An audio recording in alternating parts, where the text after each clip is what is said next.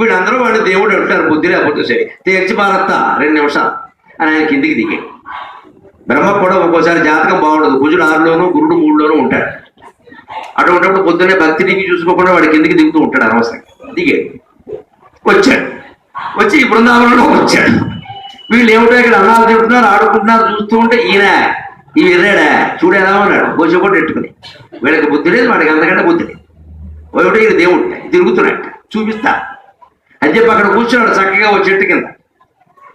ఈ గోవులు గోపకులు అన్ని వీళ్ళు శుభ్రంగా కాస్తాను, ఎవరే ఇంక ఇంటికి పెట్టి తీసుకెళ్ళిపోదామని గోవులు సాయంత్రం అయిపోయిందమ్మా అన్నాడు. అనేసరి కృష్ణుడు కూర్చుంటే, కృష్ణుడు మరి ఇప్పటికే 4-5 సంవరించడం నీళ్ళు ప్రదర్శించడం అయిందిగా, హీరో అయిపోయాడుగా, సెలబ్రిటీలు పనిచేయని ఎవరుగా. అందుకని చుట్టుపక్కల వాళ్ళు నీ గోవులు కూడా నేను తీసుకొస్తా, నువ్వు ఇక్కడే కూర్చో, పోలేరా తీసుకురా. ఆయన అక్కడ కూర్చుని కాస్త మురళి వాయిద్యంలో ఉన్నాడు. ఈ బ్రహ్మగారు దూరం నుంచి చూస్తున్నాడు. ఇప్పుడు చెబుతాను ఆశ అని తన మాయంతా ఉపయోగించి ఆ దూరంగా వెళ్ళినటువంటి గోవుల్ని గోపబాలకుల్ని మొత్తం అబ్బరకదబ్బరాలు వచ్చారు. మొత్తం అంతా మాయ, ఎవడు ఉండడానికి లేదు. ఈ గోవులు లేవు, గోపాలు లేవు, మొత్తం మాయ. ఏం చేస్తాడు చూద్దాం అని అది చూశాడు. ఒకసారి శ్రీకృష్ణుడు మురళి వాయించుకుంటున్నాడు, ఆయనకు తెలియని విషయం ఉంటుందండి. అందుకని ఒకసారి మురళి వాయించుకుంటున్నవాడు సన్నగా ఇలా గోపికను చూసినట్టుగా ఒకసారి కన్ను కొంచెం సరిగ్గా చేసి చూశాడు. 4 ముఖాలు వేసుకుని నీకు ఇక్కడ పని వచ్చిందా, నువ్వు పెద్ద లీల ప్రదర్శిద్దామని వచ్చావా, ఇప్పుడు నేను వైకుంఠంలో ఉంటే నీకే లేకపోతే నీకే, చిన్నగా ఉండలేవు, బ్రహ్మకైన పుట్టు రెమ్మ తెగులని ఇందుకే అన్నారు అని చెప్పి ఒక్కసారి అనిపించి మంచిది అని ఆ మురళి అలా వాయిస్తూనే ఉన్నాడు. ఇంతలో విచిత్రంగా బ్రహ్మదేవుడు అక్కడ కూర్చొని తన మాయ పనిచేసింది కదా అనుకున్నాడు. గోవులు గోపకులు విచిత్రంగా దూరంగా వెళ్ళిన వాళ్ళు మాయమైపోయారు. ఒక్క గోవు కనపడడం లేదు, ఒక్క గోపాలుడు కనపడడం లేదు. విచిత్రంగా అక్కడ గోపకులంలో ఒక సంక్షోభం రాబోతోంది. 5 అయిపోయింది, 5:30 అయిపోయింది, గోవులన్నీ రావాలి. గోధూళి వేళ అంటారు సాయంత్రాన్ని. ఈవినింగ్ అనే దౌర్భాగ్యం మనకి ఇంగ్లీష్ వాళ్ళు వచ్చి గోధూళి వేళ అంటారు. అంత పవిత్రమైన గోధూళి వేళ అంటే ఆవులు ఇంటికి వస్తూ ఉంటే వేగంగా వస్తాయి సహజంగా. బడి నుంచి ఇంటికి వచ్చే పిల్లలు వేగంగా వస్తారు, బడికి వెళ్ళేటప్పుడు కాళ్ళు ఇడుచుకుంటూ వెళ్తారు, సహజం అది. అందరం అదే భావం. అందుకని ఆవులైనా అంతే, ఇంటికి వేగంగా పరిగెత్తుకుంటూ వస్తాయి. వాటి గిట్టలు రేగిపోతుంటే దుమ్ము రేగదు మరి. అందుకే ఆ రేగిన దుమ్ము శిరస్సు మీద పడితే చాలా మంచిది. ఇప్పుడు కావాలని రోడ్డు మీదకి వెళ్ళి వేసుకోకండి, ఇప్పుడు దారులు బాగాలే వస్తాయి. పూర్వం మాట నేను చెబుతున్నా, అప్పుడు పల్లెటూళ్ళన్నీ ఆ దారులు ఒట్టి మట్టితోనే అందంగా ఉండేవి. ఆ మట్టి పడితే మంచిది, ఈ మట్టి కాదు పనికి మాది. అందుకని అప్పుడు అలా ఉండేది. ఆ గోవులు వస్తూ ఉంటే అసలు మొత్తం ఎదుగులు ఆ సమయంలో కళ్ళాపి జరగడం కోసం, ముగ్గురేయడం కోసం బయటకు వచ్చి నుంచినావు. అందుకని ఆ గోధువులు ఎత్తిమే పడుతుంది, మంచిది. అంత పవిత్రంగా సాగిపోయేది జీవనం. ఆ గోధువుడి వేళ అయింది, గోవులు ఇంటికి రావడం, గోపాలు రావడం. ప్రతి తల్లి కంగారు పడుతోంది. కృష్ణుడు చూశాడు ఒక్కసారిగా. యచ్చకించిజ్జగత్ సర్వం దృశ్యతే శ్రూయతే పివా అంతర్బహిష్య తత్సర్వం వ్యాప్య నారాయణ స్థితః అనేక బాహూదర వక్త్ర నేత్రం పశ్యామి త్వాం సర్వతో అనంతరూపం నాంతం నమధ్యం న పునస్తవాదిం పశ్యామి విశ్వేశ్వర విశ్వరూప కరముల్ పాదములు శిరంబుల వలగ్నంబుల్ కరముల్ పాదములు శిరంబుల వలగ్నంబుల్ ముఖంబుల్ భుజాంతరముల్ ముక్కులు కన్నులు ముఖంబుల్ భుజాంతరముల్ ముక్కులు కన్నులు శ్రవణముల్ దంతంబులు శ్రవణముల్ దంతంబులు దండకాంబర సృగ్వేణు విశేష భూషణ వయోభాషా గుణాఖ్యాన తత్పరులై వీడ్వడకుండ దాల్చె విపుడు ఆ వత్సార్భకుల్ రూపము. సరిగ్గా భగవద్గీత సమయంలో భగవంతుడు అర్జునుడికి విశ్వరూపాన్ని చూపించాడు. ఇక్కడ ఆ రూపాన్ని ఆ వత్సార్భకు రూపము. తానే గోవులుగా, తానే గోపకులుగా మొత్తం కొన్ని వందల గోవులు, కొన్ని వందల గోపకులుగా ఒక్క కృష్ణుడు మారాట. ఎలా మారాడండి? కరములు, పాదములు, శిరంబులు, అవలగ్నంబులు, భుజాంతరములు, కన్నులు, ముక్కులు, శ్రవణములు, దంతంబులు, దండకాంబర సృగ్వేణు విశేష భూషణ వయోభాషా గుణాఖ్యాన తత్పరులై తత్పరతన్ వీడ్వడకుండ దాల్చె విపుడు ఆ వత్సార్భకు రూపము. తానే వత్సములుగా, తానే గోపబాలకుడుగా మారాడు. ఎంత చక్కగా మారాడు! కరములు, చేతులు ఎలా ఉన్నాయో అలాగే, పాదాలు ఎలా ఉన్నాయో అలాగే, శరములు ఎలా ఉన్నాయో అలాగే. అవలగ్నం అంటే ఒక్కొక్క పిల్లాడికి నడుము ఏ సైజులో ఉందో ఆ సైజే. 0 సైజు ఉంటే 0 సైజు, మేరుమందర పర్వతంలా ఉంటే మేరుమందర పర్వతం. ఎందుకంటే వాళ్ళ అమ్మ మళ్ళీ గుర్తుపట్టకూడదు. ఆధార్ కార్డుతో సహా, ఓటర్ కార్డు లంకెతో సహా వెళ్ళిపోయారు ఇంటికి. మళ్ళీ ఆధార్ కార్డు చూపిస్తే ఓటర్ కార్డు ఉందా లేదా అంటారు. అందరికీ ఆధార్ కార్డులు పుట్టించాడు, అందరికీ ఓటర్ కార్డులు పుట్టించాడు. అవే చేతులు, అవే కాళ్ళు, అవే నడుములు, అవే కన్నులు, అవే ముక్కులు, అవే చెవులు, అవే దంతాలు. మా వాడికి ముందు పళ్ళు 2 ఊడిపోయాయి, ఇక్కడ ఈయన కూడా ఊడిపోయి. అదే రకం. మళ్ళీ తల్లికి ఏమాత్రం అనుమానం లేదు. అందుకని శ్రవణములు దంతంబులు పైగా దండక అంబర వేణు విశేష భూషణ వయో భాషా గుణాఖ్యాన తత్పరత. ఎవరెవరు ఏ భాష మాట్లాడతారు, ఎవరెవరిలో ఏ రూపం ఉందో, ఎవరెవరిలో ఏ గుణాలు ఉన్నాయో.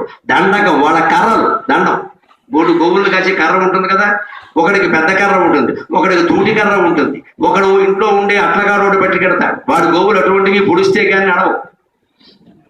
అంటే మరి అట్లగాడ పట్టుకుని గోవులను గాయడానికి వెళ్ళిన వాడు ఇంటికి అట్లగాడతోనే వెళ్ళాలి కానీ మళ్ళీ తూటి కాడతో పెడితే వాళ్ళకి అమ్మకు అనుమానం వస్తుంది. ఒరే అట్లగాడ ఏమైందిరా, అటు పొద్దు నుంచి లేక ఆగిపోయిందమ్మా, మీ నాన్న దోశలు ఏమన్నా వేరైపోయారు. అట్లగాడ లేకపోతే అనుమానం. అందుకే అట్లగాడతో వెళ్ళిన వాడికి అట్లగాడే, చెట్లగాడతో వెళ్ళిన వాడికి చెట్లగాడే, ఎలా ఉంటే అలాగే. అదే దండం. అంబరములు వాళ్ళ వస్త్రాలు, వెళ్ళేటప్పుడు లెక్కనేసాడా, చొక్కా వేసాడా, పంచె కట్టాడా, సగం పంచె కట్టాడా, గోచి పెట్టాడా, పైన ఏమన్నా చుట్టాడా, ఎలా ఉన్నవాడు అలాగే. సరక్ కొంతమంది మెడలో పూలమాలలు వేసుకుని వెళతారు, రకరకాల పువ్వులతో కూర్చుని. వెళ్ళేటప్పుడు అబ్బాయి ఏ దండ మెడలో వేసుకుని వెళ్ళాడో అదే. కొంతమంది చేతికి చుట్టుకుని పెడతారు, రకరకాల ఆభరణాలు ధరిస్తారు, ముక్కు పొడకలు, మూతి పొడకలు, చెవులకి దుద్దులు చాలా ఉంటాయి. ఒకటే ఉంటుంది. ఇప్పుడు పిల్లలు, యువతరం వాళ్ళు చాలా మంది ఒకటే దుద్దు పెడుతున్నారు. ఇదే దరిద్రపు లక్షణం అంటే ఇదే. ఆడాళ్ళు మగాళ్ళ వేషాలు, మగవాళ్ళు ఆడవాళ్ళ వేషాలు వేస్తే లక్ష్మీదేవి దక్షిణం మారిపోతుంది ఇంటుందని చెప్పారు. నమశివాయ నేర్చుకోండి. ఈ ఒక దుద్దు పెట్టిన వాడి ఇంటూ దరిద్రం దాండవిస్తుంది. ఎందుకంటే వాడు ఆడాళ్ళు వేసే వేషాలు ఇష్టం. జీన్స్ ప్యాంట్లు ఆడాళ్ళు వేసినా అంతే, మొగాడు ఉండేలా మొగాడు ఉండాలి, ఆడాళ్ళు ఉండేలా ఆడాళ్ళు ఉండాలి. మొహమాట వీళ్ళే చెప్పడానికి. ఆడాళ్ళ వేషాలు మొగాళ్ళు వేసినా, మగవాళ్ళ వేషాలు ఆడాళ్ళు వేసినా ఇంట్లో ఉండే లక్ష్మీదేవి వెంటనే పారిపోవడం ఖాయమని భారతంలో శాంతి పర్వంలో భీష్ముడు ధర్మరాజుకి చాలా స్పష్టంగా చెప్పారు. స్త్రీ ఉండే విధంగా స్త్రీ ఉండాలి, పురుషులు ఉండే విధంగా పురుషులు ఉండాలి. వీళ్ళ వేషాలు వాళ్ళు, వాళ్ళ వేషాలు వీళ్ళు వేస్తున్నారు వచ్చారు. అందుకని ఇవేవి పనికొచ్చే విషయాలకు. అందుకని ఎవరెవరు ఎలా ఉంటే అలాగే. వాడు వేణువులు వల్లవాడు వేణువు కనిపెట్టారు. వేణువు కనిపెట్టింది వాళ్ళు ఎలాగో తెలుసునండి. వాళ్ళు అడవిలో గోవుల్ని మేపుతూ ఉంటే సహజంగా జరిగే పరిణామం. కృష్ణుడు ఏం కనిపెట్టాల, వల్లవాళ్లే కనిపెట్టారు, అడవుల్లో ఉండేవాళ్లే కనిపెట్టారు. ఎలాగా? ఈ వెదురు పొదలు అవి గాలికి చీలిపోతూ ఉంటాయి. అలాగే ఈ కీటకాలు కొట్టేస్తుంటే చిల్లులు పడుతూ ఉంటాయి. గాలి ఆ కీటకాలు కొట్టేసిన రంధ్రాల్లోంచి లోపలికి వెళ్ళి బయటకు వస్తుంది, అని వస్తుంది. ఒక ఈల వేస్తుంది, గాలి ఈల వేసింది.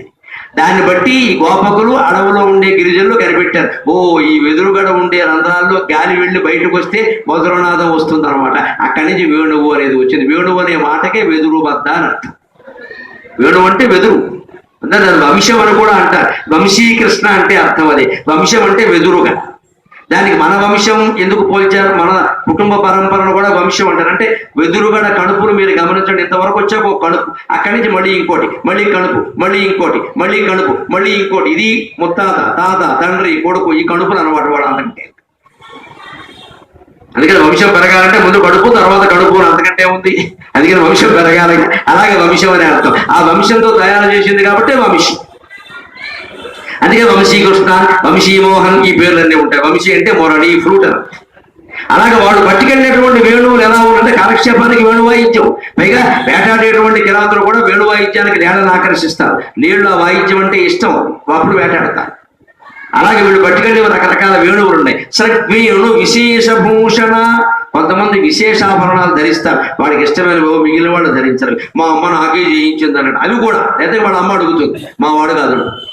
ఎవరికి ఎటువంటి అనుమానం రాకుండా ఇది జయించండి. తర్వాత చూడండి, వయో భాష గుణ ఆఖ్యాన తత్పరత. వాళ్ళ వయస్సు ఎంతో అంతే, వాళ్ళ గుణం ఏమిటో అంతే. ఒకడు అమలు చేసేవాడు ఉంటాడు, వాడు వెళ్ళి మళ్ళీ అమలే చేయాలి. ఉన్నట్టుండి బుద్ధిమంతులుగా మారితే మా వాడు వెళ్ళేటప్పుడు బాగానే ఉన్నాడు, వచ్చేటప్పుడు మారిపోయి వీడు మా వాడు కాదు. అమలు చేసేవాడు అమలే, ఒకడు మాట్లాడకుండా ఉంటాడు, వాడు అలాగే. వాళ్ళ వయస్సు, వాళ్ళ గుణము, వాళ్ళ ఆఖ్యానం, వాళ్ళు ఏదైనా మాట్లాడి కథ చెబితే ఎలా ఉంటుందో అలాగే ఒకడు ఇంటికి రాగానే అక్కడ ఏం జరిగిందో అన్ని కోసపుచ్చుడు చెబుతాడు. స్కూల్లోకి వెళ్ళే పిల్లలు చూడండి, వాడు ఇంకా బూట్లు కూడా వెప్పకుండా తల్లి బూట్లు విప్పి ఇవి ఆడ మా స్కూల్లోనే అని మాట్లాడతాడు. వినాలమ్మా, ఓపిగ్గా వినాలి, కోపడు కూడా. వాడికి అంతకంటే విశేషాలు ఏముంటాయి? చెప్పాలి కథ వేషం అనకూడదమ్మా. వాడు చెప్పే శక్తి చచ్చిపోతున్నాడు. వాడు వాక్శక్తి బాగుండాలి, 4 మాటలు మాట్లాడాలి, వాడికి ధైర్యం పెరగాలి అంటే వాడు ఏ సోది చెప్పినా తల్లిదండ్రులు వినాలి, ప్రోత్సహించాలి, చెప్పమని అడగాలి. ఏం జరిగింది వాడు, ఏం చెప్పవేంటి, ఏం జరగలేదా అని అడగాలి. అప్పుడు వాడికి మాట్లాడే శక్తి పెరుగుతుంది. తప్పులే మాట్లాడిన వాడు పర్వాలేదు, ముందు చెప్పనివాడు ఓపిక. ఇంకా విషయం ఏంటంటే ఆ ప్రేమ పెరగాలి. తల్లి తండ్రి సోఫాలో కూర్చొని మధ్యలో పిల్లాన్ని కూర్చోబెట్టుకుని వినాలి. పిల్లలు కానీ పిల్లాన్ని మధ్యలో కూర్చోబెట్టు, వాడు తొడ మీద చెయ్యేసి. అప్పుడు అలా మీరు పిల్లలతో మాట్లాడి చూడండి, వాడు అద్భుతమైన వాక్శక్తితో పెరుగుతాడు. తర్వాత ఎక్కడ మాట్లాడడానికి భయపడ్డు. ఇవాళ ఇలా రాగానే ట్యూషన్ టైం అయింది వెళ్ళిపో, ట్యూషన్ నుంచి రాగానే పడుకో, మళ్ళీ పొద్దున్న లేవాలి, పొద్దున్న లేవగానే పారిపో, అంతే. ఇక తల్లి నోటి నుంచి వచ్చే మాట, తండ్రి నుంచి వచ్చే మాట, పారిపో, వెళ్ళిపో, పడుకో, ఇంతే. వాడు కూడా పెద్ద 30 ఏళ్ళు వచ్చాక అమ్మ వెళ్ళిపో, పారిపో, ఓల్డేజ్ హోమ్లో పడుకో, అంతే. ఇవే మాటలు విన్నాడు. చెప్పు, మాట్లాడు, వింటా, కథ చెప్పు, పాట పాడు, ఇవేం వెళ్ళా. ఊరికే భాగవతం మీద కృష్ణుడు లాంటి వాడు ఎందుకు పుడతాడు? మనం యశోదలో ఉంటే కృష్ణుడు పుడతాడు, మనం దేవకిలో ఉంటే కృష్ణుడు పుడతాడు, మనం దెయ్యాల్లో ఉంటే కృష్ణుడు ఎందుకు పుడతాడు? రావణాసురుడు పుడతాడు. అందుకే ఆ పెంపకంలో మార్పు రావాలి. పిల్లల మాటలు వినాలి, ప్రోత్సహించాలి, వాడిని పాట పాడమనాలి, వాడిని ఆశీర్వదించాలి, వాడికి పెద్దలతో దగ్గర సంస్కారం నేర్పాలంటే అవి. అందుకని గుణాఖ్యానములు చూడండి. వాడు ఇంటికి వస్తే ఏమి సొల్లు ఏదో చెబుతాడుగా, అలాగే చెప్పాడు ఈయన కూడా. ఎందుకంటే రోజు చెప్పేటువంటి సోది చెప్పకపోతే తల్లికి వీడు మావాడు కాదని అనుమానం వస్తుంది. ఇప్పుడు రోజు ఏదో వాగుతాడు, వేడ వాగల ఏదో అయింది వీడు, ఏమైనా తెప్పతీగ దొక్కేవాడు, ఏదో తెగ దొక్కితే కొన్ని బుద్ధులు మారుతాయి. ఇంత సహజంగా ఆయన రూపాలు ధరించండి. వీట్వడకుండా ధరించే విభుడు ఆ వత్సార్భకులు, ఆ వత్సములు అంటే గోవులు దూడలు, అలాగే అర్భకుడు, వీటి వేషాలన్నీ మొత్తం ధరించాడు. ఆశ్చర్యంగా. ఇప్పుడు ఒక చిత్రం జరిగింది. దీన్ని బమ్మెర పోతన గారు ఎందుకు అనువాదం చెయ్యలేదు కానీ మూలభాగవతం చదువుతుంటే అవురా ఇంత తత్వం ఉందా ఈ ఘట్టంలో అనిపించింది. అది చెప్పుకుందాం సార్.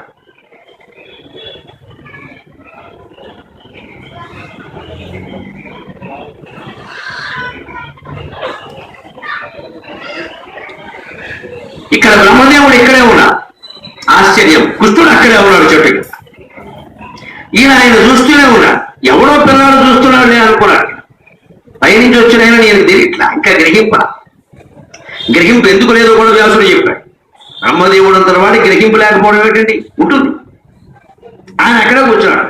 చూసి అనుకున్నట్ట ఇంకేం చేయలేడులే, అయిపోయింది అని లేచి దులుపుగా పైకి వెళ్ళిపోయాడు.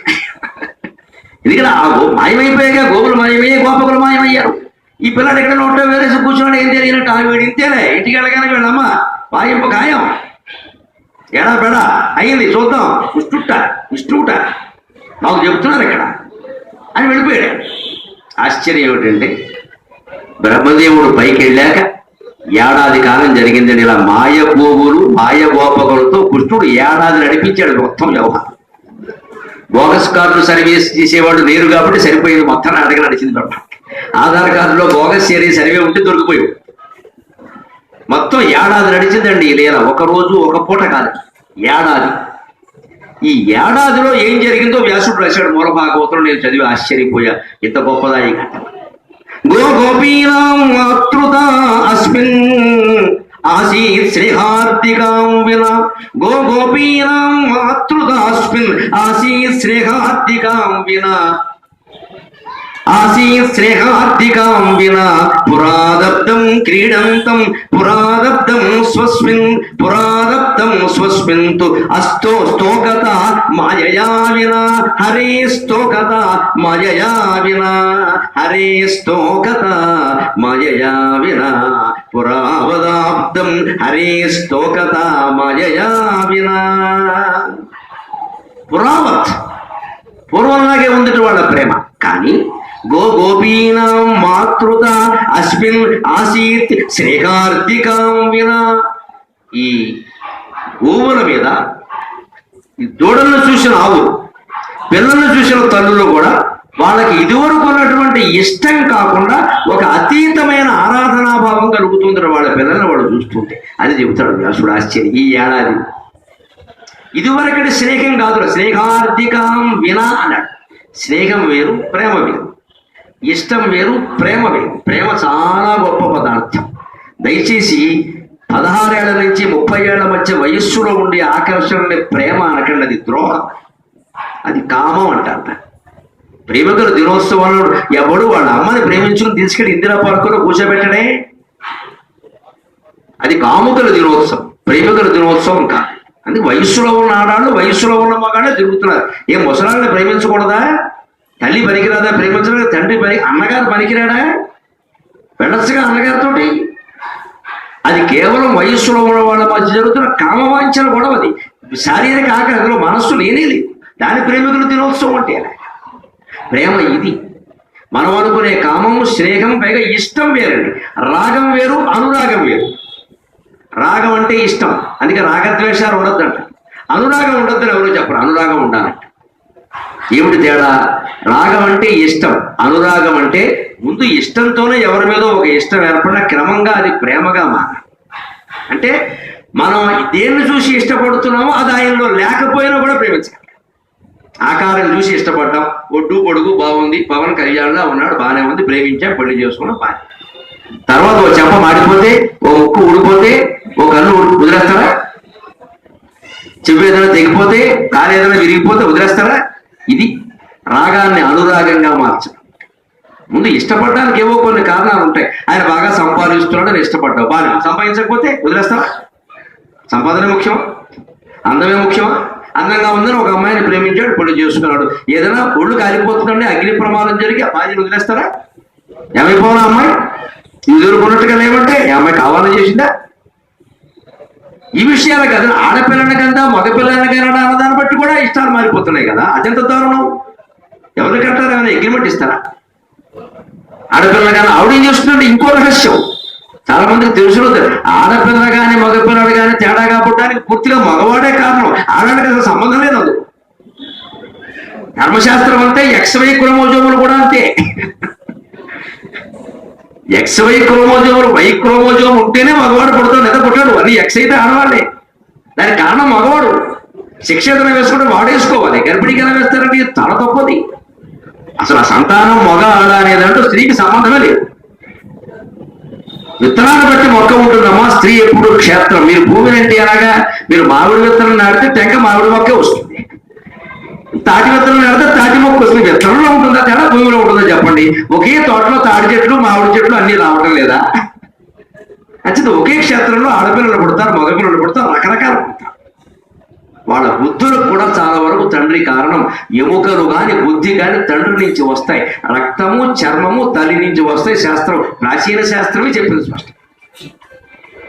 వేటికి మహిళలను అనవలసిన అవసరం లేదు. చాలా పెద్దలను అడుగుతుంది కాబట్టి అంటారు అంతే. ఇప్పుడు వాళ్ళు ఎదురుతున్నారు కాబట్టి నమశివాయ గొడవలేదు, మారిపోతుంది మొత్తం. ఎదురువాయి మొదలైనదిగా చాలా చోట్ల గొడవ లేదు. కానీ ఇదేం లేదండి శాస్త్రం. అందుకని సరిగ్గా ఇక్కడ మనం గమనించాల్సింది, వాళ్ళకి స్నేహం వేరు, రాగం వేరు, అనురాగం వేరు. ఇంతకాలం వాళ్ళు పిల్లల్ని ఇష్టపడ్డారు, ఇప్పుడు ప్రేమిస్తున్నారట. అంటే ఎందుకు ప్రేమిస్తారు? దానికి చెబుతున్నాడు అసలు గోపీనాం మాతృత అస్మిన్ స్నేహార్థికాం వినా.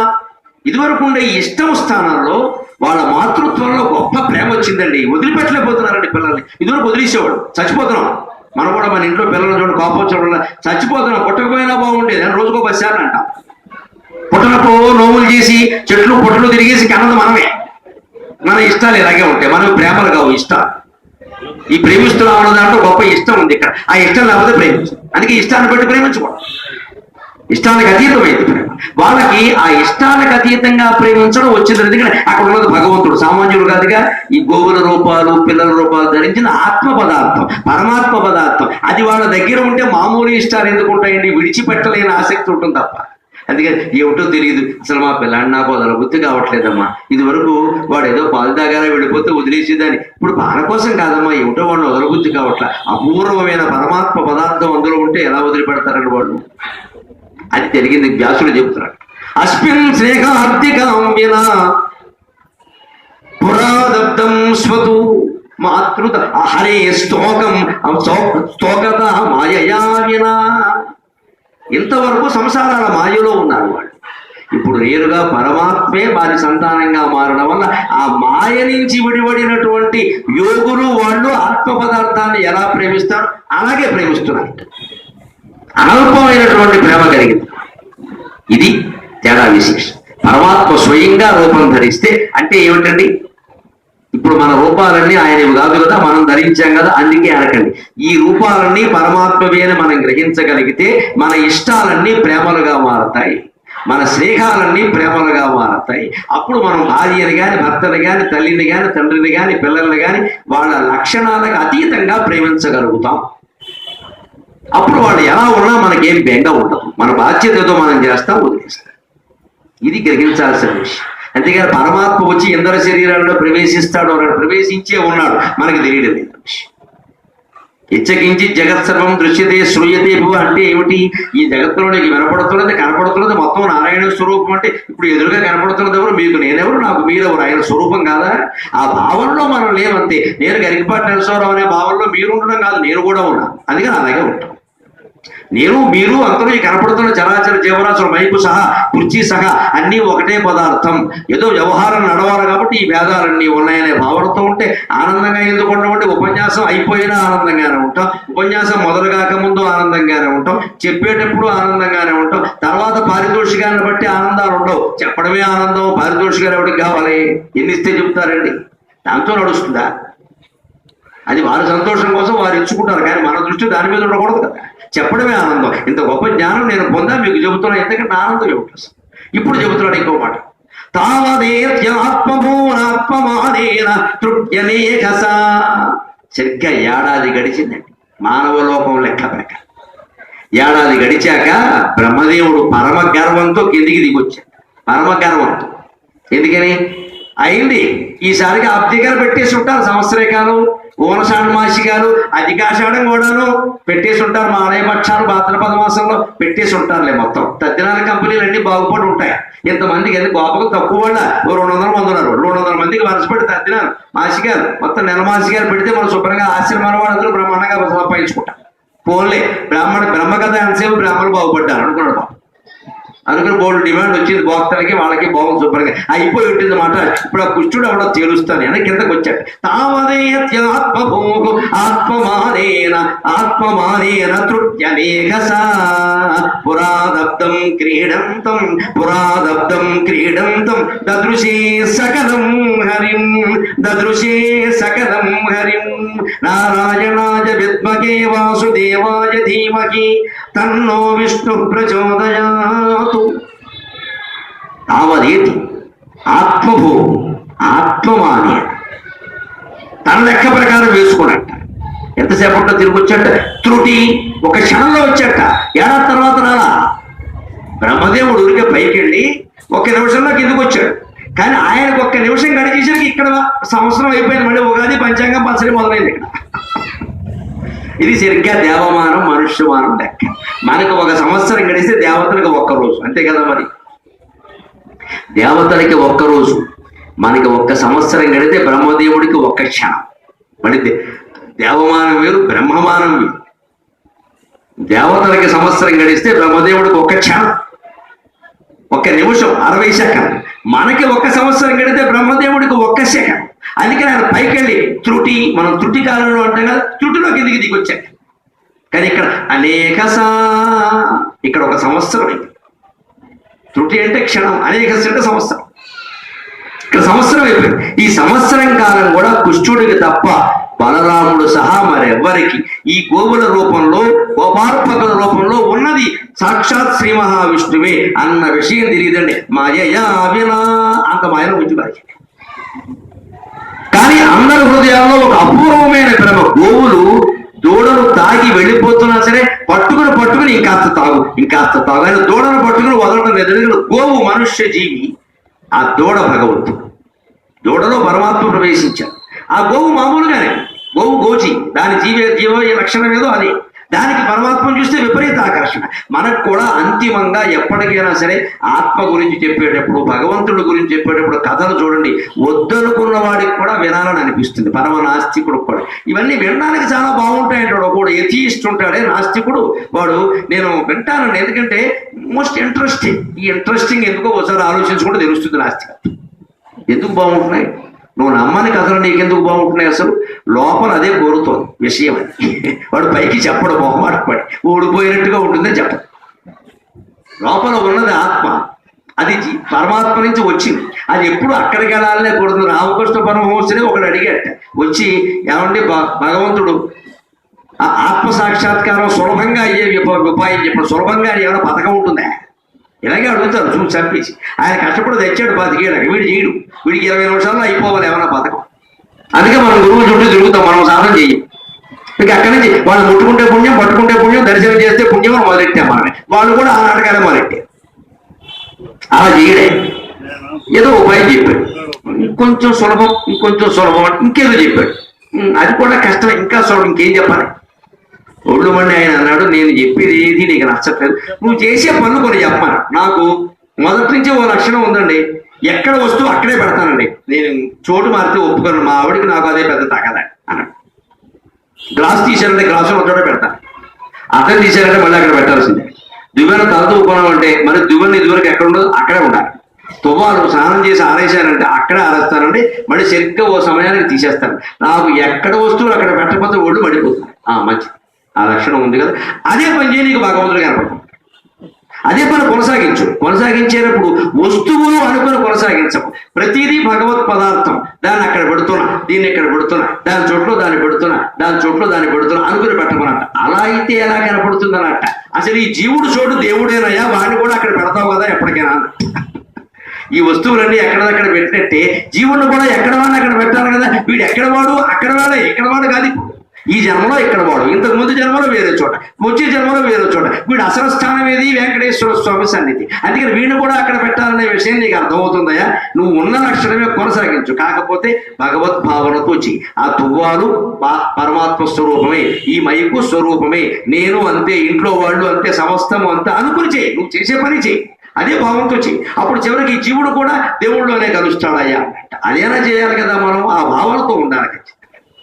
అందుకని ఈయనకి ఒక క్షణంలో దిగొచ్చేసరికి అనేక ఇక్కడ ఏడాది గడిచిపోయింది. ఇక్కడ ఏం జరుగుతుంది? పురావదప్తం క్రీడంతం, ఇదివరకు లాగే ఒక సంవత్సరం, అప్తం సంవత్సరం కాలం, క్రీడంతం దదృశే సకలం హరిం, మొత్తం అందరి రూపంలోనూ క్రీడిస్తున్నటువంటి పరమాత్మను చూసి ఆశ్చర్యపోయాయి. మోహంబులేవ జగముల మోహింపగజేయు నేర్పు మొనసిన విష్ణును, మోహంబులేక జగముల మోహింపగజేయు నేర్పు మొనసిన విష్ణును, మోహింపించదన నియడి మోహమున విధాత తాను మోహితుడయ్యన్. మోహం అనే పదాన్ని 4 సార్లు ఉపయోగించి ఎంత అందమైన పద్యం రచనలో చూడండి. పంపెరపో మోహంబులేక జగముల మోహింపగజేయు నేర్పు మొనసిన విష్ణు, మోహంబులేక జగముల మోహింపగజేయు నేర్పు మొనసిన విష్ణు, మోహింపించదన నియడి మోహమున విధాత తాను మోహితుడయ్యన్.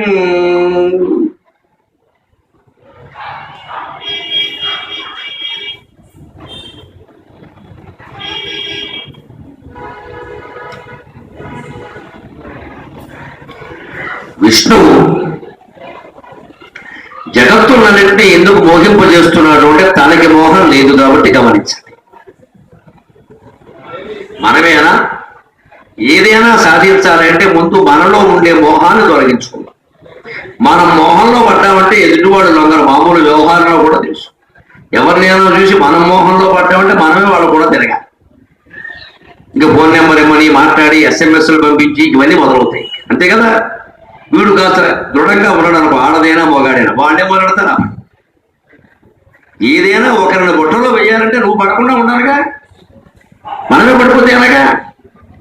అందుకే ఆడవాళ్ళు చాలా తెలివైన వాడు, వాళ్ళ బొట్లో కూర్చోబెడతారు. బిడ్డకు 5 నిమిషాలే వాడు కూర్చుంటారు బొట్లో, తర్వాత ఈ మగాడు పడతాడు, ఇంక లేవడం అక్కడ కూర్చున్నాడు. ఎప్పటికీ బుట్టలో వాడు కూర్చున్నది 10 నిమిషాలు, దాన్ని బాగా అలంకారం చేస్తారు, మేనమామలు మోసుకొస్తారు బుట్టలో కూర్చోబెట్టి, వదిలిందిరా గొడవ. అదే ఎందుకంటే నేను చేసుకోకపోతే మేనమామ చేసుకోవాలి కదా, మరి తప్పదుగా. అందుకని నాకు వదిలింది బాధ్యత నువ్వు చూసుకోనైనా అని చెప్పి తీసుకొచ్చి మేనమామ కూర్చోబెట్టి అక్కడ పెడతాడు. ఆ బుట్టలోంచి ఆవిడ వేస్తుంది, వీడి వెళ్ళలో ఓ దండ వేస్తున్నాయి, నీకు వీడి బుట్టలో పడ్డాడు. ఈ బుట్టే ఉంటే వీడికే తెలియదు పడ్డాడు మొత్తం మీద, అది బుట్టే. ఏదైనా మోహం కానీ రాగం కానీ ఏదైనా మనం ఇతరులను ఆజ్ఞాపించాలి, పని చేయించాలనుకోండి, ఆ పని మనం చేయగలిగే సామర్థ్యం ఉండాలి. వాడు చేయకపోతే అప్పుడు మనం ఆజ్ఞాపించాలి. మనం వాడి మీద పూర్తిగా ఆధారపడి నువ్వు లేదని అడవదరా అంటే వాడికి ఆడిస్తాడు. మనని నువ్వు చెప్పాలిగా, వాడు చెబుతున్నావు ఇది నువ్వు చేయాల్సిన పని, ఇక ఏం ఆగిపోదు ఇక్కడ నువ్వు లేకపోతే, అదే ఉండాలి. విష్ణువు ఎందుకు ఈ జగత్తులందరినీ మోగింపజేయగలుగుతున్నాడు? తానికి మోహం. మోహంబులేక జగముల మోహింపగజేయు నేర్పు మనసిన విష్ణువు మోహంలో చిక్కుకున్నాడు అనే మాట ఎప్పుడూ మనం పురాణాల్లో వినం. సాధారణంగా శివుడు చిక్కుకున్న సందర్భాలు ఉన్నాయి. జగన్మోహిని దేవిగా విష్ణువు అవతారం ధరించినప్పుడు శివుడు జగన్మోహనుడు చూసి మోహంలో పడ్డాడు. కానీ విష్ణువే స్వయంగా మోహంలో చిక్కుకోవడం లేవండి. ఎందుకంటే ఆయన బాధ్యత స్థితి. ఈ జగత్తు మొత్తం నడపాలి అంటే ఆయన మోహంలో పడదు. అలా మోహంలో పడకుండా అందరినీ మోగింపజేసేటువంటి గొప్ప నేర్పు శ్రీ వెంకటేశ్వర స్వామి. ఆయన బడ్డు మాయ, మన మాయలో పడతాడు. అది బ్రహ్మ ఏమనుకుంటాడు, అది తనకు కూడా ఉందనుకుంటాడు. అందరూ అనుకుంటే అలాగా, కొందరికి ఉండే శక్తులు అందరికీ ఉంటాయా? పులిని చూసి నక్కవాది పెట్టుకోవడం అంటారే, అలాంటిది ఇప్పుడు బ్రహ్మ చేశాడు. అటువంటి విష్ణువుని మోగింపించదనని ఎడి మోగమున ఆయన విష్ణువు అని గుర్తించకుండా ఎవరో కుర్రాడు అనవసరంగా విష్ణువు అనుకుంటున్నారు. ఇది ఏదో తేల్చి పారేద్దాం. ఒకవాడు విష్ణువు అయినా విష్ణువు అక్కడ ఉండగా ఈయన ఇక్కడ ఎలా ఉంటాడు, అక్కడ ఉన్నవాడు ఇక్కడ కూడా ఉండగలడు అనే విషయం బ్రహ్మకు కూడా తెలియకపోతే ఎవరికి తెలుస్తుంది? తనకే. ఈ తెలియకపోవడానికి కారణం ఏంటో తెలుసా? అహంకారం. నేను బ్రహ్మని, నేను చతుర్ముఖ బ్రహ్మని, నా భార్య పేరు సరస్వతి, మాది బ్రహ్మలోకం, దీనికంటే కింద విష్ణులోకం అవి ఉన్నాయి, ఇలా ఏవో భావాలు ఉంటాయి చూడండి. మనకి ఇవన్నీ ఉన్నంతకాలం మనం ఏమిటో మనకి తెలియదు. ఈ వదిలియాలి. ఈ అహంకారం అంటే గర్వం అనుకోకండి. నేను, ఈ శరీరం, ఈ పుంస్త్వం, పురుషుడు అనే భావన, అలాగే ఈ ఆకారం, ఈ పాండిత్యం ఏదో ఉందిగా, ఆ ఉన్నదేదో అది నేను అనుకోవడం ఉంది. ఈ భ్రమలో ఉన్నంతకాలం ఎదుటి వాళ్ళు ఎవరి స్వరూపం మనకు అర్థం కాదు. మీరైనా నేనైనా ఎవరైనా స్వామివారి స్వరూపమే, ఆత్మస్వరూపమే. ఆత్మస్వరూపానికి ప్రతీకగానే ఒక రూపాన్ని అక్కడ పెట్టి మనం ఆరాధన చేసుకుంటాం. ఆ రూపం ఒక్కటే కాదు, ఈ రూపాలన్నీ కూడా భగవత్ స్వరూపమే. అది గ్రహించగలిగితే మోహంలో ఎవరు పడం. విడిగా ఎవరైనా ఉంటే కదా మోహంలో పడడానికి. ఉన్నది ఒకటే అని తెలిసాక ఎవరిని మోగిస్తామండి, ఎవరిని చూసి భయపడతామండి? భయపెట్టడు వాడేవాడు, భయపడునేవాడు. అంచేత అద్వైతం అనేది ఉందే, ఏకాత్మ భావన, అది పొంది తీరాలి. అది కలిగిన వాడు కాబట్టి విష్ణువు ఎవరి మోహంలోనూ పడ్డావు, అందరూ ఆయన మోహంలో పడాల్సింది. బ్రహ్మ ఒక్కసారిగా అద్వైతం నుంచి దేంట్లోకి వచ్చాడు? ద్వైతంలోకి వచ్చాడు అయోమయంగా. ఆయన వేరు, ఈయన వేరు. నేను చతుర్ముఖ బ్రహ్మని, వీడేమో కుర్రాడు, వీడిలో కోచికొట్టింటూ కూర్చున్నాడు. ఇక్కడ ఓ వేణువు పట్టుకోగానే కుష్ఠుడు అయిపోతాడా అనేటువంటి భావన ఎప్పుడైతే వచ్చిందో ద్వైతం వచ్చింది. ద్వైతం రాగానే అనేక రకాల ఇష్టాలు, అయిష్టాలు, ద్వేషాలు, గొడవలు, భయాలు అన్నీ వస్తాయి. అందులోనే పడ్డాడు. అందుకని తాను విధాత తాను మోహితుడయ్యన్, ఆయన మోహంలో పడ్డాడు. కాసేపటికి ఒక్కసారి దివ్య దృష్టి ఉపయోగించి బ్రహ్మ చూస్తే ఇక్కడ తాను మాయం చేసినటువంటి గోవులు, గోపకులు అన్నీ అలాగే ఉన్నాయి. అంటే ఆ పదార్థాలు ఏం లేవు, తనకు తెలుసు. కానీ ఆశ్చర్యకరంగా ఆ గోపకులం వైపుకు దృష్టి సారించాడు. బ్రహ్మకి దివ్య దృష్టి ఉంటుందిగా, దేవతలుగా వాళ్ళందరూ. చూస్తే ఎవడింటో వాడు ఉన్నాడు, ఎవడి తల్లి దగ్గర వాడు ఉన్నాడు, ఏ గోవు దగ్గర ఆ దూడ ఉంది. ఇదేమిటి మొత్తం ఇక్కడ ఉండగా మళ్ళీ ఆ మేడం ఎక్కడి నుంచి వచ్చారు, సమాంతరమైన ప్రభుత్వంలాగా అని ఆశ్చర్యపోయి, అప్పుడు ఆశ్చర్యపడి ఆ చెట్టు కింద అలాగే కూర్చొని ఉన్నటువంటి శ్రీకృష్ణుడు ఉన్నాడే. ఏడాది గడిచిపోయినా వీడు బృందావనానికి వస్తూనే ఉన్నారుగా, మళ్ళీ ఆయన కూర్చుంటూనే ఉన్నాడుగా. బ్రహ్మ కంటే క్షణంగానే వీళ్ళకి ఏడాది గడిచిందిగా. మళ్ళీ ఏడాది బట్టి మామూలుగా మాగాయి పచ్చడి, ఊరేగింపులు, ఊరడాలు అన్ని జరుగుతూనే ఉన్నాయి. అందుకని మళ్ళీ వచ్చి కృష్ణుడు కాళ్ళ మీద పడి ఎలా బ్రహ్మపదంబు వేదములకు వీక్షింపగా నిన్ను ఈ లోకంబున ఈ వనంతర వనాంతరమునందు ఈ మందలో ఈ లోకంబున ఈ వనాంతరమునందు ఈ మందలో కృష్ణయంచు ఆలాపాది సమస్త భావములు నీ యందే ప్రవర్తింప ఆలాపాది సమస్త భావములు నీ యందే సమర్పించు ఈ వ్రేలందు ఒక్కని పాదరేణువులు పై వేష్టించిన జాలదే ఎలా బ్రహ్మపదంబో. ఇది బాలకృష్ణుడు చూడగానే బ్రహ్మ కలిగిన జ్ఞానోదయం. స్వామివారి రూపాన్ని చూడగానే మనకు అటువంటి జ్ఞానోదయం కలగాలి. బ్రహ్మపదం గురించి ఆయన ఏమంటాడు, ఎందుకయ్యా దిక్కుమాలనే బ్రహ్మ పదవి, 4 ముఖాలు ఉన్నాయి, అజ్ఞానంలో ఉన్నాను నేను, నాకంటే ఒక తలకాయ ఉన్నవాడే నయం, తలకాయలు ఎక్కువైన కొద్దీ సమస్యలు ఎక్కువ. అందుకే ఏక్ నిరంజన్ అంట. దో సుఖి, భార్య భర్త, పర్వాలేదు, కష్టం సుఖం ఇంకో మనిషి లేకపోతే అలాగండి, అంతవరకు పర్వాలా. తీని గడబెట్టి 4 చెడచట్ 5 పటపట లెక్కది. వ్యాపారం పెట్టినా అంతే, ఇద్దరే ఉండాలి, 3వ వాడు ఉంటే గొడవే. ఆ ఇద్దరిలో కూడా ఒకడు బావమరిది అయితే మంచిది, గొడవ లేదు, మధ్యలో ఒక ఆవిడ ఉంది అక్కడ, ఇద్దరు చెప్పుకుంటారు. బావమరితో వ్యాపారం చేయడం చాలా సుఖం, అన్నదమ్ములతో చేయడం కష్టం. ఎందుకంటే తోడుకోవడం తోకో కుదరదు, అక్కడ లాగేస్తారు పక్కకి. మీ అన్నయ్య అయితే నీకు అన్నయ్య, ఆవిడకి అన్నయ్య కనుక లాగేస్తారు. అదే బావమరిది అనుకోండి సుఖం, ఎందుకంటే ఈవిడ తమ్ముడేగా, రే మీ బావమ్మ మాకు పిల్లలు ఉన్నారు నన్ను అలా అంటే అలాగే ఆడపడుచులు ఇచ్చారనుకోరా అంటూ లెక్క అంట. లేకపోతే మా తమ్ముడే కదండి వాడు కొంచెం సరిగ్గా చదువు అది లేదు, వాడికి 10,000 ఇవ్వకూడదు అంటది, ఫోన్లే అంటాడు. ఈ సంసారం నడవదు, ఇక్కడ గొడవే. అందుకని వ్యాపారం ఎప్పుడు ఇద్దరు చేసుకోవచ్చు. అందులో బావమరిది అయితే పరమసుఖం. అనుభవం మీద చెబుతున్నాను, నాకేం లేవు వ్యాపారం, అనుభవం మీద చెప్పట్లేదు కానీ లెక్కది. ఎందుకంటే మధ్యలో ఒక అనుబంధం ఉందండి, ఆవిడ సర్ది చెబుతున్న అవసరం అయితే. ఇలా ఆ వ్యాపారం కూడా పోనీ వేరే వాళ్ళైనా ఇద్దరు, మహా అయితే 3. ఇక పెరిగిన కొద్దీ ఈయన గడబెట్టి చాలా చెడచెట్ 5 పటపట్, ఇంకో ఈయన చాలా చెడచెట్టే 4 ముఖాలు ఇక్కడ. ఎందుకంటే ఎందుకు వచ్చిన బ్రహ్మ పదవి పనిలేక. బ్రహ్మశివుడు అంటారు. నేను అక్కడ అవధానం చేస్తుంటే అడిగారు, బ్రహ్మశివుడు ఏమిటన్నారు. మనకి 2 చెవులకే చెవుడు, ఆయనకి 8 చెవులకి చెవుడు, అందుకే బ్రహ్మశివుడు అన్నారు. మరి 4 ముఖాలు ఉన్నప్పుడు 8 చెవులు కదా. ఆసుపత్రికి వెళ్ళినా ఖర్చు ఎక్కువ, చెవి డాక్టర్ గారు 8 చెవులు వసూలు చేస్తాడు, మనకి 2 చెవులు. అంటే ముఖాలు ఎక్కువగా ఉండవు, అక్కడ కూర్చోవడం బ్రహ్మలోకం ఏదో గొప్పదనుకో. అజ్ఞానంలో పడిన తర్వాత బ్రహ్మైనా ఒకటే, బ్రాహ్మణైనా ఒకటే, ఎవరైనా ఒకటే. ఎలా బ్రహ్మపదంబు, ఎందుకయ్యా అక్కడ కూర్చుని ఏదో సృష్టి చేసేవాళ్ళు. ప్రతివాడు లోకంలో బ్రహ్మదేవుడిని తిట్టేవాడే. శివుని పొగుడుతాడు, విష్ణువుని పొగుడుతాడు, అందరు దేవతలే పొగుడుతారు. బ్రహ్మదేవుడిని కీర్తించేవాడు ఒకడు చూపించడం గొప్ప బ్రహ్మదేవుడు. ఆంధ్రం ఏదైనా కలిసి వస్తే అదృష్టం అంట, బ్రహ్మదేవుడు పేరు. ఎవడైనా మధ్యలో ప్రాణాలు పోతే మాత్రం దిక్కుమాలిన బ్రహ్మదేవుడు అలా రాశాడు, అక్కడ వచ్చాడా దిక్కుమాలిన వాడు. సరిగ్గా బ్రహ్మదేవుడిని ఎప్పుడు తలుచుకుంటామో చూడమరు, దురదృష్టం వచ్చినప్పుడు తలుచుకుంటాం.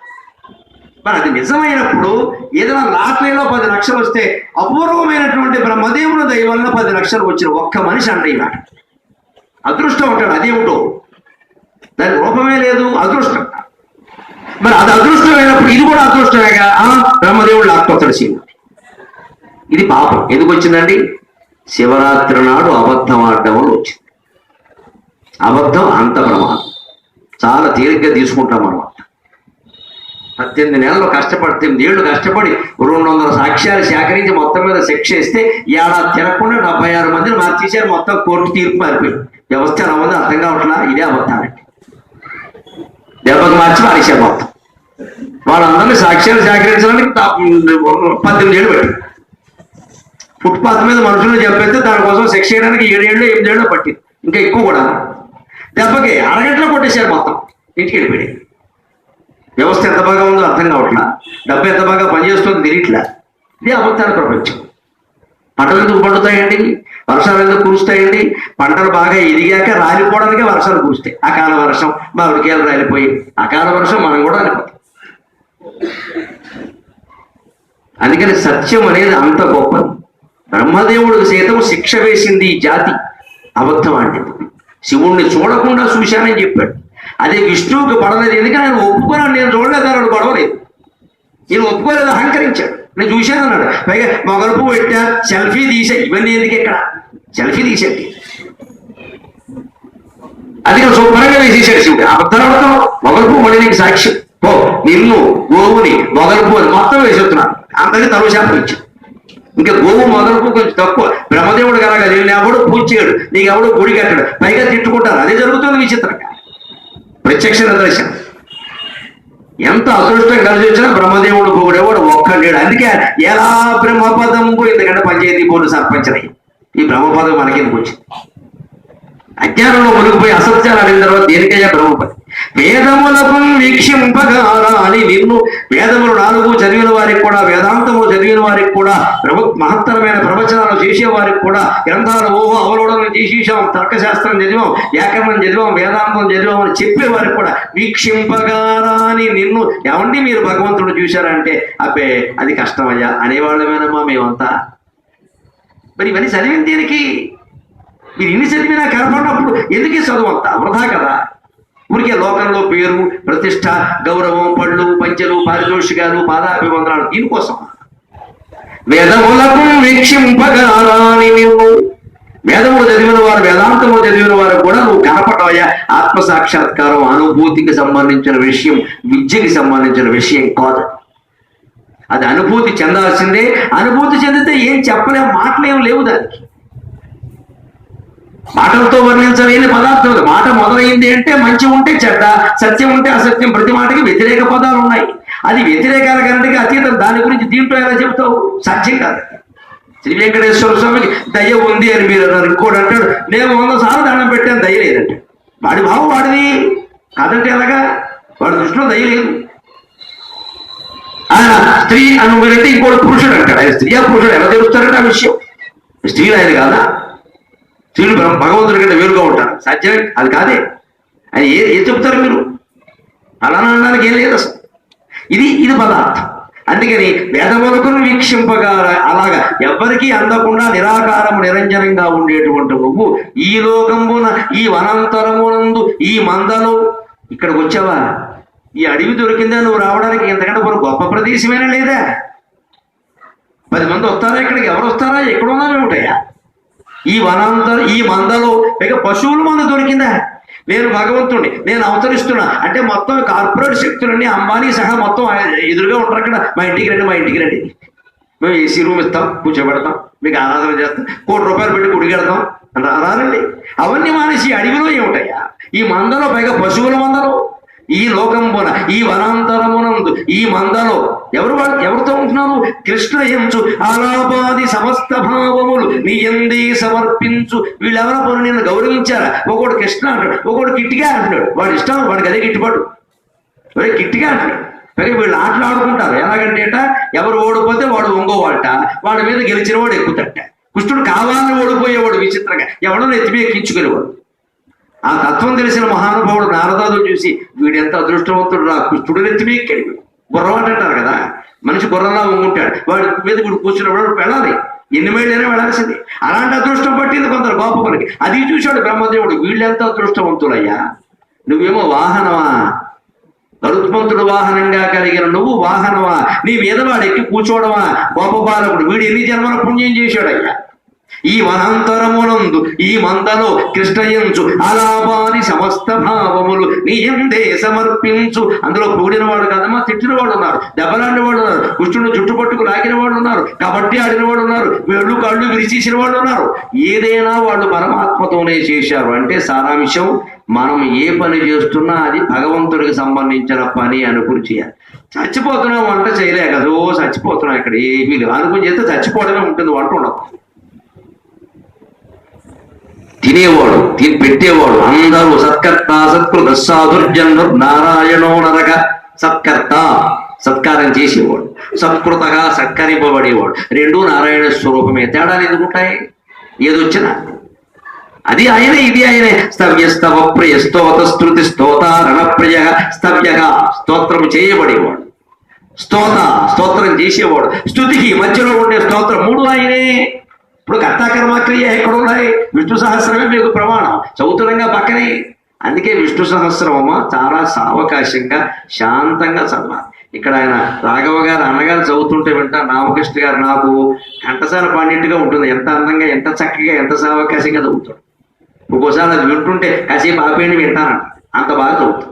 అలా సావకాశంగా హాయిగా గలగల గలగలగలమని మర్రి చెట్టు మీద పక్షులు వృధ చేసినట్టు ఉండకూడదు. అయిపోతే బాగుండు అయిపోవడం కోసం అది. ఒక్కొక్క నామం అర్థం చేసుకుంటూ చదివితే స్తవ్యస్తవ ప్రియ స్తోత స్తుతి స్తోత రణప్రియ స్తవ్య, స్తుతింపబడేవాడు ఆయనే. స్తవ ప్రియ, ఈ స్తవానికి ఇష్టపడేవాడు ఆయనే. స్తోత్రం చేసేవాడు ఆయనే. స్తుతికి ఆ స్తుతి ఆయనే. వేరే ఎక్కడుంది? అంతా ఒకటే అద్వైత పదార్థం, ఒకే పదార్థం, ఏకమేవ అద్వితీయం బ్రహ్మ. ఇది మొత్తం విష్ణు సహస్రం సారాంశం. విశ్వం అంతా విష్ణువే. ఆయన కాంతంటూ వేరే ఉంటా. అందుకని భగవంతుడు వీళ్ళు ఎందుకు క్షమించాడు అంటే వాళ్ళు కొట్టని తిట్టని పొగడని ఏం చేయని ఆయనతోనే చేశాడు. అలాగే మనం కూడా ఏ పని చేస్తున్నా, ఒకడి కోసం వంట వండుతున్నా, పిల్లల కోసం వంట వండుతున్నా, లేకపోతే ఒక పెద్ద మనిషి భార్య పిల్లల కోసం వండి, లేకపోతే మనకి ఎందుకంటే ఇవన్నీ ఏం కాదు. భార్య పిల్లలకి ఎంత అవసరం? భార్య పిల్లలకి ₹1,00,000 చాలు, 100 కోట్లు అవసరం లేదు. ఏ భార్య తన మొగుడిని 100 కోట్లు సంపాదిస్తే కానీ కాపురం చేయాలని చెప్పట్లా. ఇంకా అంత దుర్మార్గపు కాలం రాలేదు. అడ్డగోలుగా మనకు కావాలని సంపాదించడము పెళ్ళాం పిల్లల కోసం. పెళ్ళాం పిల్లలకి ఇన్ని అవసరం లేదండి. ఆ భార్యా పిల్లలు కూడా భగవత్ స్వరూపమే, ఆ భర్త పిల్లలు కూడా భగవత్ స్వరూపమే. మనం ఇల్లు ఊడుస్తున్నాం, చీపురు, ఈ ఊడ్చే ఇల్లు సమస్తం భగవత్ స్వరూపం. అంటే అప్పుడు చీపురు పెట్టి ఊడవడం కూడా శ్రీ మహావిష్ణువు సేవే అవుతుంది. విసుగు ఎందుకు వస్తుంది మనకి? విసుగు ఎందుకు వస్తుంది అంటే ఇది అయిపోతే అని 3 సార్లు చీపురు విసిరవు. అక్కడ దుమ్మేం పోలేదు, చీపురు పాడి. ప్రతి పనికి విసుగే, ప్రతి పనికి బాధే. ఉద్యోగం చేసేటప్పుడు సాఫ్ట్వేర్ ఉద్యోగస్తులు అక్కడ కూర్చుంటాడు, ఆ కంప్యూటర్ని కనకదుర్గాదేవి అనుకోవాలి. చచ్చిపోతున్నాం కాల్ సెంటర్, అర్ధరాత్రి లేదు అపరాత్రి లేదు. ఇంటికి పోతే శనివారం వస్తే టేక్ రెస్ట్ అనబట్టి 5 రోజులు నరకం అయిపోయింది.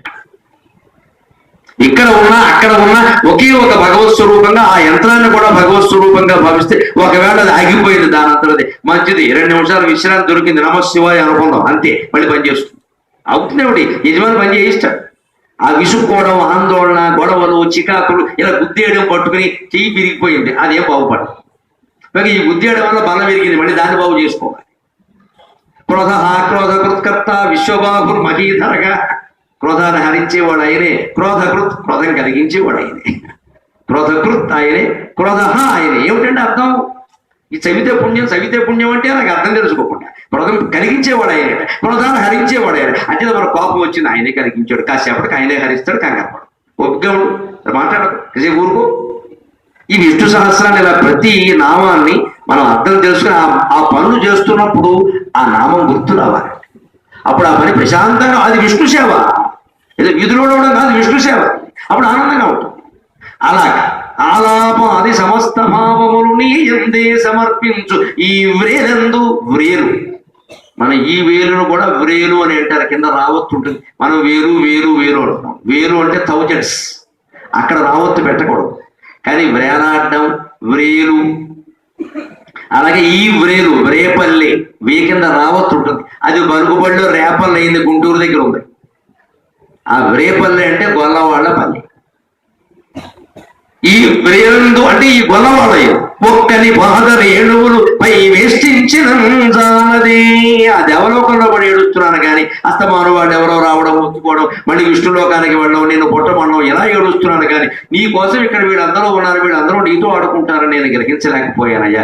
ఈ గోపికల యొక్క పాదరేణువు నా నెత్తి మీద పెట్టుకుంటే నాకు ఏమైనా మోక్షం వస్తుందేమో అన్నాడు బ్రహ్మదేవుడు. గమనించండి అమ్మా, బ్రహ్మదేవుడు లాంటి వాడికి కూడా మోక్షం లేదు, అజ్ఞానంలో పడుతున్నాడు. మనం అనగా ఎంత జయించవలసింది అహంకారాన్ని అంతిమంగా. ఆ రకంగా బ్రహ్మ యొక్క అహంకారాన్ని నిర్మూలన చేసి, బ్రహ్మదేవా నువ్వు రావడం కూడా మంచిదే అయింది, కంగారు పడకు, అనవసరపు అహంకారానికి ఎప్పుడూ లోను కావద్దు, నీ పని నువ్వు చూసుకోనైనా. ఈ ఘట్టం చక్కగా తెలిసిన వాళ్ళందరూ ఆత్మజ్ఞానులై, అద్వైతులై, ఏకాత్మ భావనతో ఏ పని చేసినా సరే భగవత్ సేవగా భావించుతురుగాక అని పోతన గారు ఈ ఘట్టాన్ని ముగించాడు. మళ్ళీ రేపు సాయంత్రం 6:30కి మనం కాళీయ మర్దనంతో ప్రవేశించేద్దాం.